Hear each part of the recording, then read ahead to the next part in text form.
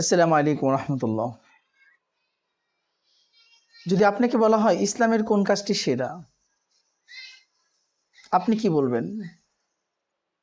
অনেকগুলো উত্তর আপনার কাছে থাকবে মানবীয় চিন্তা অনুযায়ী, কিন্তু আসলে আমাদের মস্তিষ্ক চিন্তা দিয়ে তো ইসলামের শ্রেষ্ঠ আমল জানা যাবে না। ইসলামের শ্রেষ্ঠ আমল কোনটি সেটা জানতে হলে প্রশ্ন করতে হবে মুহাম্মদুর রাসূলুল্লাহ সাল্লাল্লাহু আলাইহি ওয়াসাল্লামকে, কারণ নবীজি আমাদেরকে সঠিকটা একমাত্র জানাতে পারেন। আসলে হাদিস থেকে আমরা জেনে নিই যে ইসলামের সেরা আমল কোনটি। বুখারী শরীফের 12 নম্বর হাদিস, বিশ্বনবী মুহাম্মদুর রাসূলুল্লাহ সাল্লাল্লাহু আলাইহি সাল্লাম বলেন, বিখ্যাত সাহাবী আব্দুল্লাহ ইবনে আমর রাদিয়াল্লাহু তাআলা আনহু থেকে বর্ণিত, আন্না রাজুলান সাআলা নবী সাল্লাল্লাহু আলাইহি সাল্লাম আইয়ুল ইসলামি খায়রুন। একজন ব্যক্তি নবী করিম সাল্লাল্লাহু আলাইহি সাল্লামকে প্রশ্ন করেছেন যে ইসলামের কোন কাজ শ্রেষ্ঠ, সর্বোত্তম। নবী করিম সাল্লাল্লাহু আলাইহি সাল্লাম বললেন, কয়লা তুতঈমুত তাআম, খাবার খাওয়াবে। আল্লাহু আকবার। তাহলে খাবার খাওয়ানো এটা ইসলামের সবচেয়ে শ্রেষ্ঠ একটি আমল। বি কেয়ারফুল, একটু মনোযোগ দিয়ে শুনুন, আমার দিকে তাকান, কানটিকে খাড়া করুন, এই যে আমার দিকে তাকান, আবার বলছি মনোযোগ দিয়ে শুনুন, যে খাবার খাওয়ানো এটা সেরা। একটু ফিল করুন তো, একটু কল্পনা করুন, আজকে একটু নিজেকে সমালোচনা করুন। পকেটে ছোট্ট ডায়েরি থাকলে সেটাকে নোট করার জন্য বের করে রাখুন, অথবা ডায়েরি না থাকলে গুগল থেকে, প্লে স্টোর থেকে একটি নতুন নোটবুক ডাউনলোড করে নিন।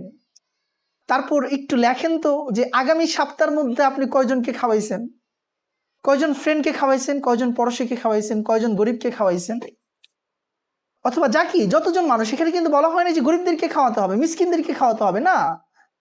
নবীজি এখানে বলেছেন খাবার খাওয়াতে হবে। আপনি ধনী বন্ধু, পাড়া প্রতিবেশী, আপনার ঘরের কর্মচারী, আপনার ঘরের পরিচ্ছন্ন কর্মী, আপনার ঘরের রাঁধুনি, আপনার ঘরের বুয়া, আপনার ঘর পরিচ্ছন্নতাকারী যে সকল ব্যক্তিবর্গ আছেন, আপনার পাহারাদার, দারোয়ান, যে কাউকে আপনি খাওয়াতে পারেন।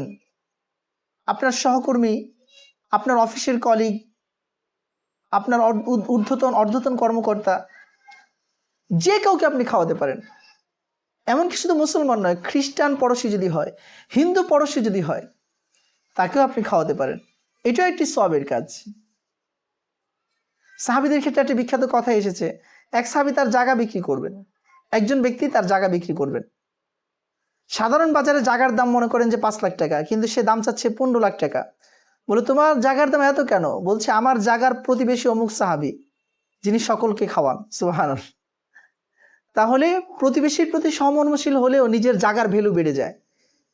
নিজেকে একটা গুড ম্যান যদি সমাজে প্রতিষ্ঠিত করা যায়, তাহলে আপনার আশেপাশের সবকিছু দামি হয়ে যায়।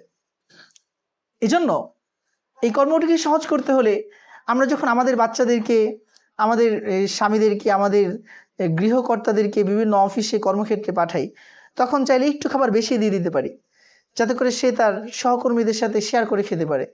আমরা যখন নিজেরা বাসায় খাবার রান্না করব, 1 বাটি ঝোল বাড়ায় দিতে পারি, তাহলে আমার পরিচ্ছন্নতা কর্মী, আমার ক্লিনার, আমার সুইপার, আমার দারোয়ান, পাহারাদার, এদের জন্য আমি যদি 1 বাটি তরকারি পাঠায় দিই, তারা কত খুশি হবে। এখানে আসলে মিসকিনকে খাওয়ানোর উদ্দেশ্য নয়, খাবার খাওয়ানোর দ্বারা উদ্দেশ্য মুসলমানদের পরস্পরের মাঝে সহমর্মিতা, ভালোবাসা, হৃদ্যতা, মহব্বত পয়দা হওয়া। কারণ আপনি সব সময় একজনের সামনে দিয়ে যান, তাকে খাবার খাইতেও দেখেন, কিংবা কখন খাইছে না খাইছে সেটাও আপনি দেখেন না, কিন্তু কোনোদিন জিজ্ঞাসা করেন না তুমি কি খাইছো, আজকে কি খেয়েছো। সেই লোকটার জন্য যদি আপনি একদিন 1 বাটি ঝোল বেশি পাঠান, 1 বাটি তরকারি পাঠান, সে খুশি হবে কি হবে না? ছোটবেলায় আমরা আমাদের পাড়া প্রতিবেশী মা বোনদেরকে দেখতাম যে তারা তরকারি লেনদেন করতেন। আজকে বাসায় কি রান্না হয়েছে, একটু ভালো কিছু রান্না হইলে তরকারির বাটিতে দিয়া সেটা পাশের ফ্ল্যাটে, পাশের বাড়িতে যাদের পরিচিত আত্মীয় স্বজন আছে তাদের কাছে পাঠায় দিত। বর্তমান এই 5 বছর ধরে আমি এগুলো দেখি না। আপনি লেখেন, আপনি দেখলে আমাকে জানান, কমেন্ট করেন যে আপনাদের এলাকার মধ্যে এই রেওয়াজটি এখনো আছে, আপনাদের মহল্লে, আপনাদের সমাজে, আপনাদের মসজিদে, আপনাদের পাড়া প্রতিবেশীদের মাঝে এই খাবার খাওয়ানোর বিষয়টা এখনো আছে। অথচ আমরা ভুলতে বসেছি, এবং এটা নিয়ে তো একটা ঝগড়ার মতো অবস্থা তৈরি হয়ে যায় যদি কেউ অতিরিক্ত কাউকে খাওয়ায়। এজন্য আমরা খাবার খাওয়াতে কার্পণ্য করব না।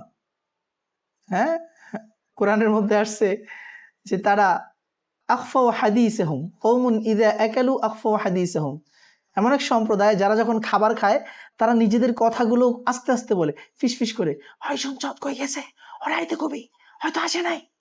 জোরে কয় না কেন? জোরে কইলে পাশেরটা শুনে যাবো, তার খাবার এসে ভাগ বসাইব। দুই রুমে থাকে, এক রুমমেট খাবার আয়োজন করছে, এখন আস্তে আস্তে কথা কয়, চিল্লায় কথা কয় না, কিংবা জোরে কথা বলে না, তাহলে 500 রুম আরো ধরে এসে ওদের খাবার খেয়ে ফেলবে। ঠিক আছে, দুষ্টুমি ঠিক আছে, কিন্তু সবসময় এটা করা কিন্তু কখনো উদারতা হতে পারে না। তো এই জন্য আমরা উদার হই, মানুষকে খাবার খাওয়াই। নবীজি বলছেন তারপরে ওয়াতাকরাউস সালাম আলা মান আরাফতা ওয়া মান লাম তারিফ, যাকে চিনো আর যাকে চিনো না তাদের সবাইকে সালাম দাও। তো আমরা খাবার খাওয়াবো মানুষকে ইনশাআল্লাহ। অন্য হাদিসে আসছে তাদখুলুল জান্নাতা রাব্বিকুম বিসালাম আও কামা ক্বালা আলাইহিস সালাতু ওয়াস সালাম। 3টা আমলের কথা অথবা 4টা 5টা আমলের কথা বলেছেন, তার মধ্যে একটা আমলের কথা বলেছেন নবীজি, যে মানুষকে খাবার খাওয়ায়। মানুষকে খাবার খাওয়ায় যারা, তারা নিরাপদে জান্নাতে প্রবেশ করবে। সুবহানাল্লাহি ওয়া বিহামদিহি সুবহানাল্লাহিল আযীম। এজন্য আসুন নিজেদেরকে বড় করি এবং খাবার খাওয়ানোর সুন্নাহ জারি করি। এখানে মিসকিন অসহায়দের করে, আবারও বলছি, সকলকে, পৃথিবীর সকল মানুষকে আপনি খাবার খাওয়াতে পারেন। আসসালামু আলাইকুম ওয়া রাহমাতুল্লাহ।